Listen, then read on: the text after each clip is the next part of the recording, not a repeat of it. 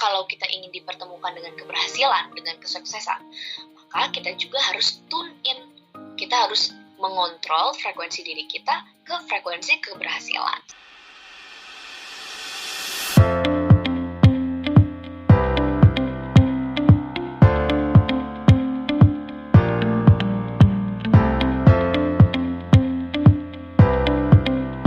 Jadi bisa disimpulkan bahwa frekuensi yang kita pancarkan itu akan mengattract orang yang memiliki frekuensi yang sama dengan kita dan juga mempengaruhi realitas kita. Jadi semakin tinggi frekuensi emotional state kita atau energi kita, semakin dekat pula kita ke natural self kita. Bila dilihat di tabel, enlightenment yang paling atas merupakan state di mana kita paling dekat dengan natural self kita atau consciousness kita. Teman-teman pasti tahu kan, radio memancarkan frekuensi. Sama juga seperti tubuh kita, sama juga seperti diri kita, radio itu memancarkan frekuensi, yaitu AM atau FM.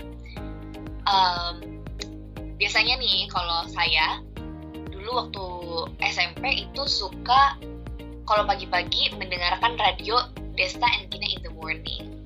Desta and Gina in the Morning itu Prambors Radio ya, berarti frekuensinya itu 102,2 FM. Bila kita mau mendengarkan suatu radio, pasti kita tinggal menyetel frekuensi mana atau menyetel frekuensi sesuai radio yang ingin kita dengarkan. Kalau kita mau mendengarkan berita, kita mungkin bisa tune in ke radio apa, atau kita mau mendengarkan lagu, kita bisa tune in ke radio apa. Jadi sesuai dengan apa yang ingin kita dengarkan, kita bisa menyetel frekuensi radio. Sama juga seperti bagaimana emosi kita bekerja. Ketika kita ingin merasakan cinta, ketika kita ingin merasakan kedamaian, peacefulness gitu ya, maka kita tinggal tune in emosi kita ke cinta dan kedamaian. Kita atur frekuensi diri kita atur emosi kita supaya kita bisa terhubung dengan emosi cinta dan juga kedamaian. Apabila kita penuh dengan rasa cinta, maka kita pun akan dikelilingi orang-orang yang memiliki cinta yang besar terhadap orang lain dan juga terhadap dirinya sendiri, seperti itu. Maka, bila kita ingin dipertemukan dengan orang yang satu frekuensi dengan kita pertama-tama harus mengatur frekuensi diri kita dulu. Mungkin sebelumnya kita dalam tahap fear misalnya, kita masih 100 Hz frekuensinya. Nah, kita harus menetralisasi emosi kita, mengosongkan diri kita, dan sedikit demi sedikit menaikkan frekuensi kita supaya kita bisa ke tahap courage misalnya. Lalu kita naik lagi ke tahap love supaya kita bisa dikelilingi oleh orang-orang yang juga memiliki love untuk dirinya sendiri dan juga untuk orang lain. Seperti itu.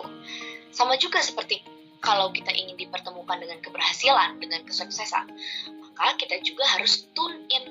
Kita harus mengontrol frekuensi diri kita ke frekuensi keberhasilan. Secara saintifik nih ya, bakteri atau virus itu hidup dalam frekuensi 100 sampai 175 Hz. Nah, kita lihat nih di tabel, 100 sampai 175 itu ada fear, desire, anger, and pride. Mana emotional state-nya itu adalah anxiety atau ketakutan, craving atau merupakan suatu keinginan yang berlebihan ya. Lalu hate atau kebencian dan juga scorn yang tadi mengutuk. Jadi atau kebencian, scorn itu juga kebencian. Nah, jadi ketika kita berada di frekuensi tersebut atau frekuensi 100 sampai 175 ini, artinya kita berada di frekuensi yang sama dengan bakteri dan virus dong. Dengan begitu pasti kita menarik bakteri dan virus ini ke dalam diri kita. Sehingga kalau kita ada dalam frekuensi ini, maka kita akan mudah terkena virus dan kita akan mudah jatuh sakit. Maka dari itu, ketika kita berada dalam frekuensi 100 sampai 175 atau bahkan 100 ke bawah, maka kita harus cepat-cepat menetralisir emosi kita supaya kita bisa naik frekuensinya dan menghindari penyakit. Sama juga halnya ketika kita sedang menanam tanaman nih misalnya. Kalau kita ingin tanamannya subur, pastinya kita harus menetralisir emosi kita dan menyocokkan frekuensi kita dengan tanaman tersebut. Kalau kita ingin tanaman tumbuh dengan subur, maka kita harus membuat tanamannya bahagia dong. Nah, kalau kita ingin tanamannya bahagia, pastinya kita juga harus bahagia. Ketika kita bisa menjaga dan juga merawat tanaman tersebut dan ia tumbuh dengan subur, pasti banyak sekali pelajaran yang bisa kita pelajari dari tanaman atau tumbuhan tersebut. Meskipun tanaman tersebut benda mati, banyak sekali lessons yang bisa kita ambil dari tanaman tersebut. Contohnya ketika kita menanam tanaman, merawat tanaman, pasti kita belajar bagaimana caranya supaya kita bisa sabar, supaya kita bisa tekun dan teliti dalam merawat tanaman tersebut dan menunggu sampai tanaman tersebut bisa tumbuh dengan indah.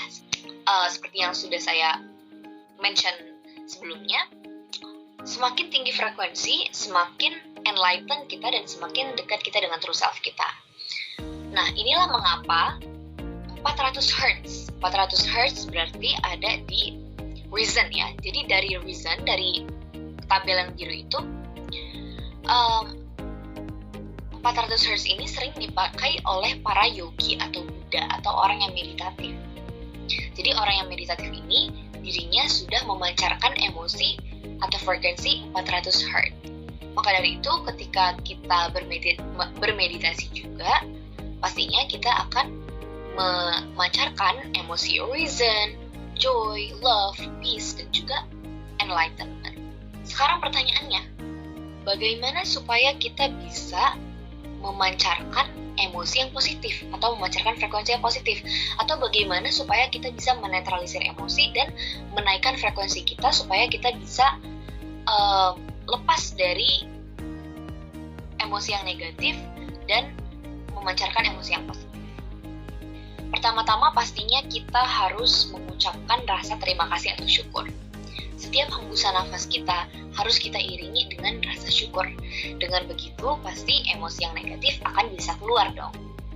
Ketika kita menerima segala peristiwa yang terjadi, baik peristiwa itu positif atau negatif, pasti hati kita akan merasa tenang, karena kita sudah berada di level acceptance. Namun, perlu diperhatikan atau perlu diingat bahwa rasa terima kasih atau rasa syukur itu tidak bisa hanya diucapkan di level verbal saja. Jadi tidak bisa kita cuman bilang alhamdulillah, terima kasih ya Allah, atau mengucapkan aku bersyukur atas hari ini. Memang itu harus dilakukan ya setiap hari, setiap detik, di setiap consciousness kita. Tetapi kita tidak hanya bisa mengekspresikan rasa syukur atau terima kasih kita kepada Allah hanya secara verbal. Kita juga harus menunjukkannya dengan action. Kita harus merasakannya secara emosional. Kita harus merasakannya di hati kita.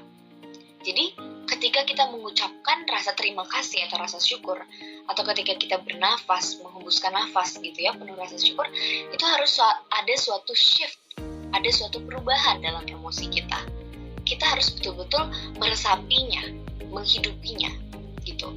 Jadi, salah satu cara untuk meresapi syukur ini adalah dengan latihan breathing gitu. Jadi, untuk men-shift energi kita harus latihan breathing atau latihan pernafasan. Jadi, latihan pernafasan itu bukan hanya inhale, exhale aja ya teman-teman, tapi kita menarik nafas dalam-dalam, meresapinya, dan ketika kita menghembuskannya, itu kan ada suara itu artinya Allah. Artinya dalam setiap nafas kita mengingatnya dan kita merasakan rasa syukur kepada Allah. Jadi setiap hembusan nafas kita, setiap tarikan nafas kita, setiap detik dalam hidup kita merasakan rasa syukur. Nah, dengan shifting energi inilah kita bisa membuka akses ke alam bawah sadar kita dan kita bisa connect ke alam bawah sadar kita. Sehingga setiap action yang kita lakukan itu terhubung dengan alam bawah sadar kita. Jadi setiap action yang kita lakukan dikendalikan oleh consciousness kita dan bukan dengan ego kita. Alam bawah sadar inilah yang menggerakkan jantung kita yang berdetak, darah kita yang mengalir, dan juga mata kita yang berkedip. Nah, teman-teman yang belajar IPA pasti tahu kan bahwa jantung kita dikendalikan oleh otot yang involuntary atau otot yang tidak sadar. Nah, pasti kita mikir dong bagaimana caranya jantung kita berdetak padahal kita tidak menyuruhnya untuk berdetak, atau bagaimana segala macam otot di usus kita, di organ dalam kita ini bisa bekerja padahal kan kita tidak secara sadar menyuruhnya untuk bekerja kan. Nah, itulah bagaimana subconscious atau unconscious ini dalam diri kita bekerja. Practice breathing inilah yang akan mengconnect kita atau menghubungkan kita dengan alam bawah sadar kita. Sehingga bahkan ketika kita tidak sadar pun, kita sedang dalam state bersyukur, state berterima kasih kepada Allah Subhanahu wa Ta'ala. Bagaimana caranya supaya kita tahu apakah shift energi ini bekerja atau tidak? Apakah kita sudah berubah secara mental, secara emosional? Kita harus melihat sekeliling kita dan memastikan, memperhatikan apakah ada yang berubah atau tidak. Contohnya nih ya, ketika kita sudah practice breathing gitu, kita sudah practice breathing selama beberapa hari atau beberapa minggu, kita melihat sekitar, kita melihat matahari yang terbenam misalnya. Ketika matahari terbenam, langit pastinya bersemburat jingga dong, bersemburat jingga, ungu, dengan indah. Hal-hal sederhana yang terjadi di kehidupan kita yang biasanya kita take for granted, yang biasanya kita abaikan, yang biasanya hanya kita anggap itu hanya hal yang biasa saja, besok juga bisa kita lihat gitu kan. Tetapi ketika kita sudah practice breathing dan kita melihat semburat jingga tersebut, kita betul-betul merasa emosional. Kita betul-betul bisa merasakan kehadiran Tuhan di kehidupan kita. Nah, saat itulah, di momen itulah, artinya ada suatu shift dalam energi diri kita. Jadi kita bisa melihat keindahan dengan jelas. Kita bisa merasakan keindahan. Kita bisa melihat perubahan di perspektif kehidupan kita.